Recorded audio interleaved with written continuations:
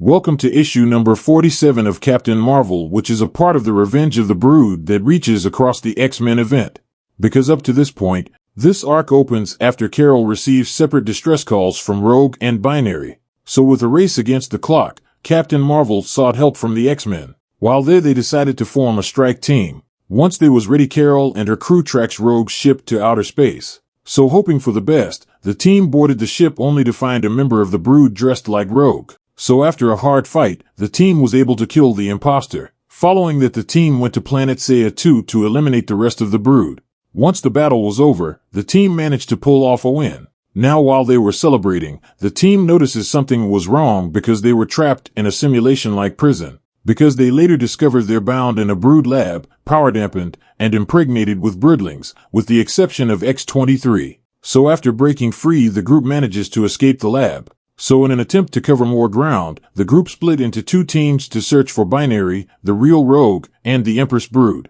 After searching everywhere, they managed to track down an unconscious Rogue and perhaps dead Binary, which was hooked up to the Brood machinery. So just like clockwork, both teams were attacked by a swarm of Brood. So with everything seeming hopeless, Hazmat had no choice but to release a massive radiation blast. So with that said, this issue opens right after the events of issue number 46, with Captain Marvel holding back a gigantic blast from Hazmat. Because one of the main problems with splitting up is that you can't control the other team. So with the massive nuclear burst subsiding, we see Carol and her team still in fighting shape as we skip back over to the catalyst of this devastation. And in the center of the radiated craters, surrounded by dead Brood, sat Hazmat. And if she was to be completely honest with herself, letting off that much energy felt kinda good. But regardless of that release, there was one glooming problem, and that was Laura. Because X-23 was caught in the explosion. Because while Hazmat was preparing the blast, Laura was providing cover, keeping the Brood busy, which also gave Polaris enough time to cover the remaining members of their team. So after a quick break, the team receives a psychic signal from Psylocke, informing them that they survived the blast, and they were also able to find Binary. Which is a big deal, because with both Binary and Rogue found, all that is left is to rendezvous back at the ship and track down the Brood's new queen. So with Laura returning to her feet, we see Gambit and Polaris hard at work trying to free Rogue.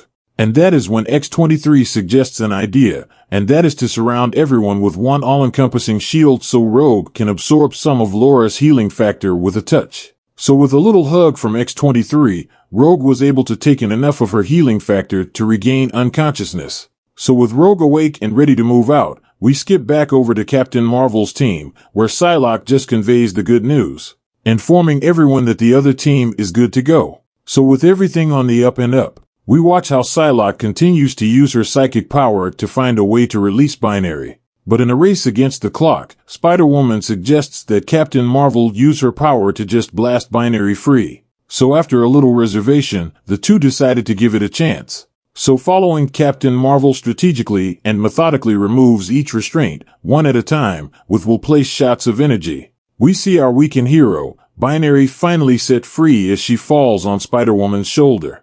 But little did they know the trouble wasn't over, as the Brood's tech slowly finds a new home on the Captain herself. For Psylocke informs the team that while she was mentally connected to the Brood tech, she discovered that, if you remove someone from the tech, someone else will have to take its place. Which in this situation is Captain Marvel.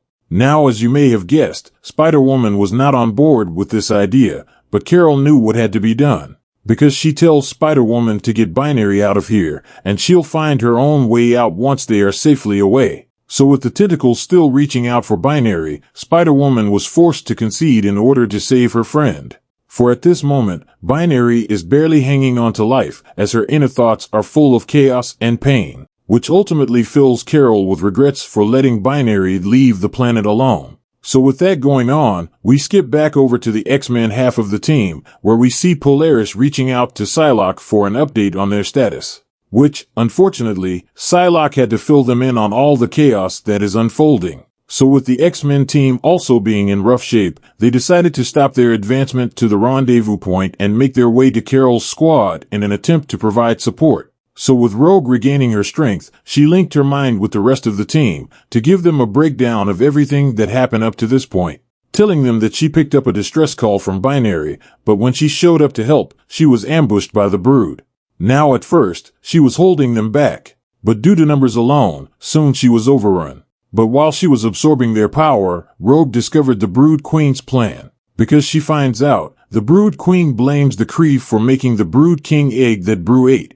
And the only reason why the Queen was able to escape Brew control was because Nightmare set her free. Which is a big deal, because, in X-Men issue number 20, we get more of a breakdown of how that all went down. So getting back to the info dump, we also find out that the Queen thinks that Carol is the key to taking down the Kree, or better just the Broodlings that they have impregnated them with is. Because the Brood Queen isn't satisfied with simply gestating their young and superpowered people to create a single brood with powers, but rather she wants an infinite army of brood with superpowers. Now, with that said, Rogue and X-23 are seen as liabilities, but Carol is seen as something else. Because Captain Marvel was their goal the whole time. Now this pissed Captain Marvel off, because that would mean that Binary was captured and tortured for no reason other than to get to Carol. So despite this revelation of the Brood Queen's plans, Captain Marvel was still dead set on staying just as long as Binary was safe. So honoring Captain Marvel's wishes, the teams continued with their extraction, as Captain Marvel remained their prisoner. So with that established, we skip over to the X-Men squad, where they are formulating a plan of their own. So with Rogue being weak, the team came to the conclusion that Rogue and Hazmat should wait on the ship in the docking bay, while X-23, Gambit, and Polaris make their way to aid Captain Marvel's team. So after Gambit helps his love on board the Thunderbird, we see the three mutants make their way to the extraction point to help in any way necessary. So once Rogue and Hazmat boarded the ship, Rogue made it her duty to make her way to the controls room in case of an emergency, which was something Hazmat didn't really like because she suggested that maybe they should go to the med bay first to deal with her injuries. But with Laura's healing factor currently in her system, Rogue didn't really see the point in that. So with the two finally able to sit down, the two started to have a conversation about their powers. Or more specifically, the time their powers manifested for the first time. Because much like Rogue, Hazmat powers showed up in a traumatic way, and because of that everyone assumed that she was going to be a supervillain. Much like how Rogue started off. Because both Hazmat and Rogue have abilities that can hurt everyone around them. But regardless of their powers, both of them are deeply great people, which is a big deal to Hazmat, because she is finally able to find someone similar to her. So as the two women bond, we jump over to Captain Marvel's team, as they fight off wave upon wave of broods. So with all their might, Spider-Woman and Psylocke do all they can to defend Carol and Binary unconscious bodies. But every hero has their limit, as the two warriors are pushed further and further back, for the hive mind seems to have a never-ending supply of fresh bodies. And just to add insult to injury, Psylocke picks up on something new. She picks up on something powerful. So on the final page, we see all our heroes down for the count, as the massive Queen made it on the scene. Now while all this is going on, we get a dialogue from a bound Captain Marvel that speaks volumes about what's going on. For Carol states, "This is untenable. Whatever nonsense these bonds are about, they're suppressing my powers, like when we were trapped in this illusion." So now I'm watching helplessly as Binary struggles to hang on to life and Psylocke and Spider-Woman wrestle with an unreasonable number of brood. Binding myself to this machine may have been a mistake. But putting myself in the machine was the only way of getting Binary out of it. I couldn't allow her to suffer in my place. Also, why on earth do the Brood think they can use something in me to destroy the Kree? I've known they wanted my powers since they first coaxed them out of me. But perhaps it was also something else too? Maybe this is something else? Feels like an ending somehow. Or maybe just the completion of something that began long ago. Doesn't really feel like the kind of thing one survives, if I'm honest. So with that said, this issue comes to an end.